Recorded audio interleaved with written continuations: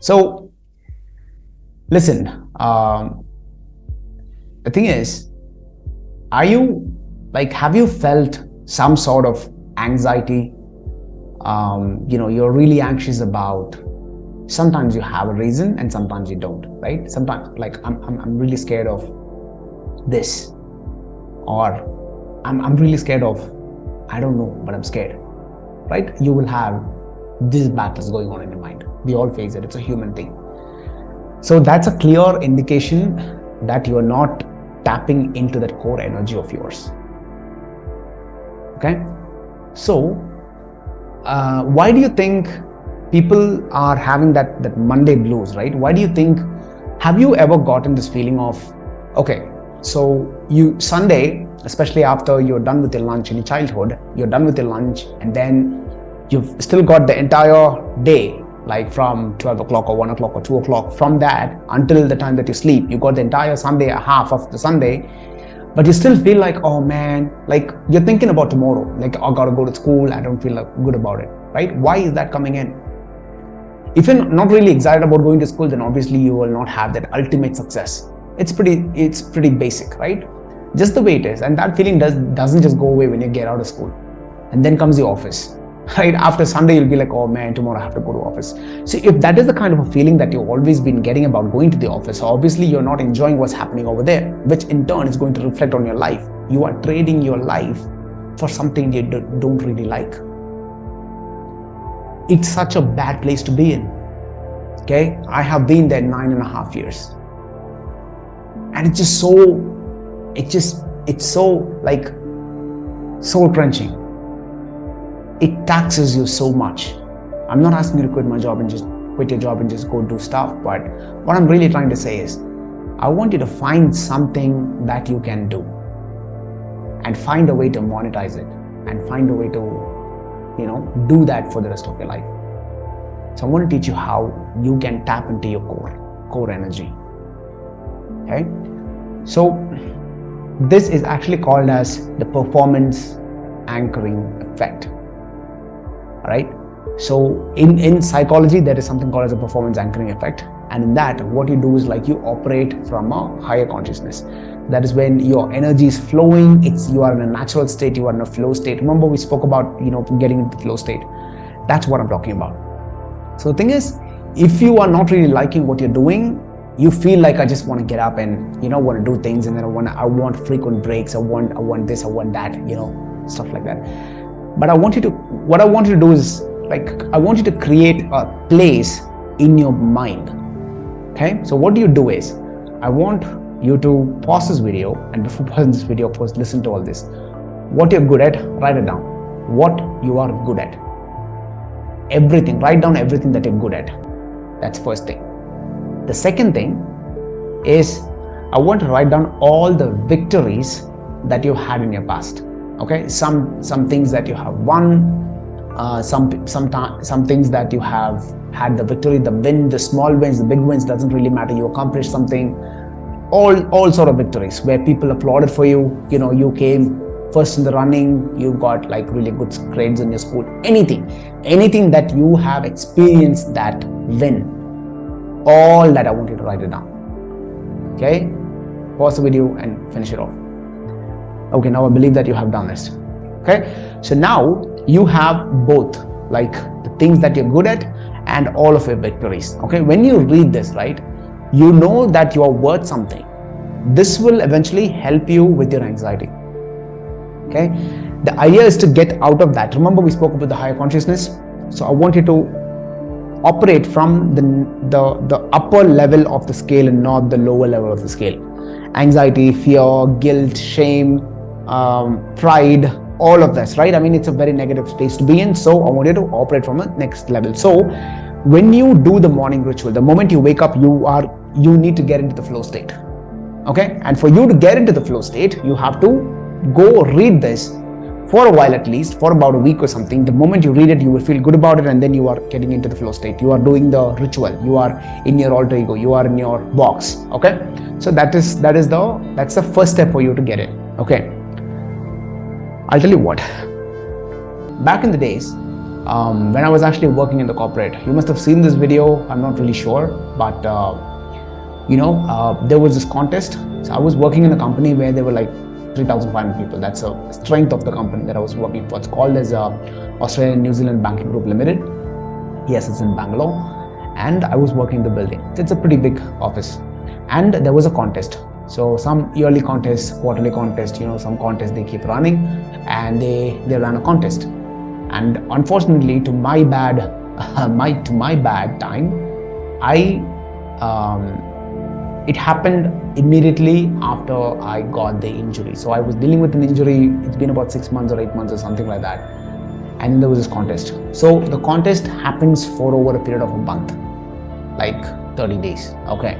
And there are a lot of contests. So what they do is like they divide everybody into teams, department-wise teams, and then for everyone there is a contest and everybody will have to participate and they win. So finally there is a score. It's like that. So there was, in that contest, there was one, they said you got to do the push-up contest. Okay. And in my team, I'm the only person who works out. So it was like an obvious choice, the usual suspect. I'm like, okay, so I can't say no because it's a matter of respect. And it's like something that I got to get for my team. So let me do it. But I still had the injury, and the doctors clearly told me that I should never work out. I mean, for the rest of my life anyways, right? That's what they said. But now there is something real and I have to work for it, right? So what obviously everybody will do is like, okay, just let me understand what are other people, like who are the ones and what is their capacity, how does the body look? And that's what the first thinking that comes to everybody's mind if they want to shatter the competitors. But I'll tell you what I did. They gave a lot of time. They gave about a month to get ready and prepare or whatever. But okay, they announced the date. So I knew that I had time. And I was just getting out of the bed, means after the treatment. Okay. And then so there were about 12 people, 12 teams, and there are 12 people. So I know that there are 11 more boys who is going to be there, who's coming for my head. So I have to be at my best, or I have to do what it takes. So I chose the second option. I'll do what it takes. Okay.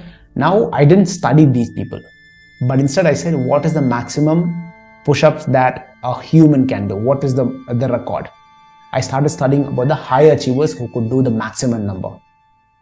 So if I'm going to set a target of, okay, so which is the best guy that does his best, who's got the best body, and then what is his strength? If I'm going to calculate on that one, then I will have a target. I will have something like, okay, that's the par. But if I'm talking about the world's best, right now, that is a whole different ball game altogether. It's a whole different ball game altogether. So I want to play big. So it is not a matter of winning or losing, but I want to give my best. Like I want to put my skin in the game and I want to give my best A game. Like I'm bringing my A game. So for me to bring in my A game, I need to study from the best of the best in the world. Only then I can even think. So it is all about the thoughts. So if I'm studying these people, it'll be like, okay, he's doing 70 push-ups, he's doing 80 push-ups, he's doing 150 push-ups. But when I'm talking about the world, that's a world-class standard. And there are people who are done like triple digits, 4 digits. Now, can I hit that mark? Right? So it is all about the mindset. The one thing that you put in your mind, right? It's just a very small thing. This is like double digits and triple digits. But over there, it's like 4 digits. It's a very small thing. But does it change the entire course of your life? The answer is yes. So that's where you need to, get into that. And then what happened was like I started studying those kind of people.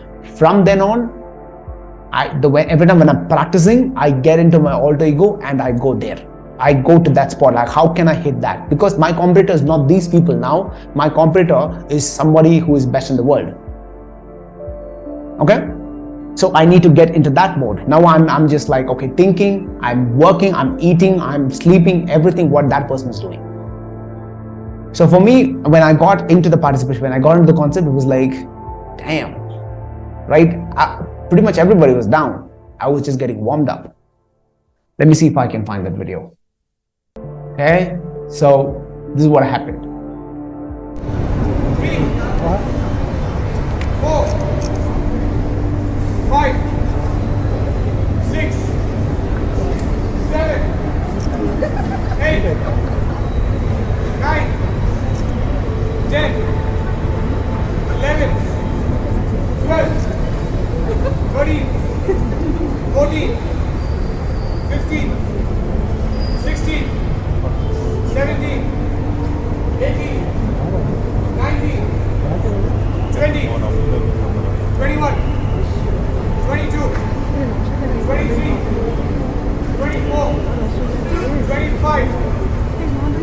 26, 27, 28, 29, 30, 31, 32, 33, 34, 35, 36, 37, 38, 39. Come on, Kari. 43. Come on, Kari. 44. Come on, Karyappa. 45. 46. Come on, Karyappa. 48. 49. 50. Come on. 52. 53. 54. 55. 56.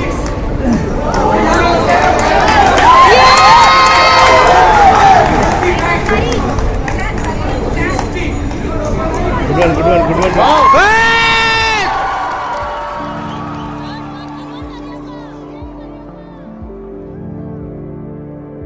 See, the thing is, it's not really, I mean, it's not a big thing. It's just about 60 push-ups, but I was just getting started. At that point, I'm like, already? Like, really? Because I was ready to go. Because the practice that I was doing in the entire moment, I mean, in the entire time that I had, the practice was anywhere from 200 to 250 push-ups in one shot. But I was finding it a little challenging because that guy was not counting like 1, 2, 3, 4. Was not like that. After one, he gave like 4, 5 seconds because obviously he doesn't know how to do this. So he was giving that gap. So that was a little challenging, but still I could do about 150 or 180. So what I'm trying to say is, you need to put into that, you need to go into that box, you need to go into that zone for you to perform.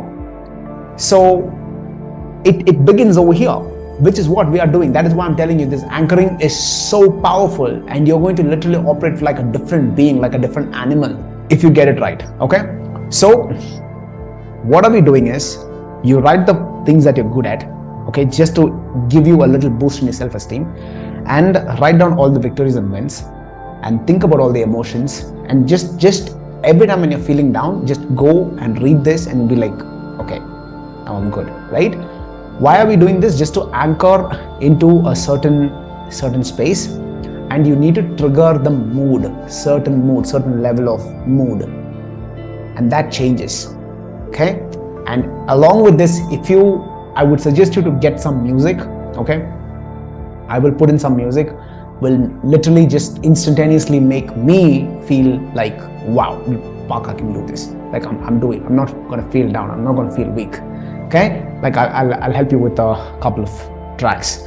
So when I'm having these things, all of it together, it is easy for me to get into the box, and then it's like, damn.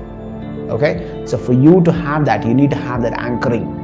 That anchoring is, one is you have the box, another one is you have whatever you're good at, your victories, the second one, and the third one is the music. And when these three things comes in together, you will have a certain mood, the frequency will start changing, the vibe will start changing, and I want you to get into that. It could take 5 minutes, it could get 30 minutes.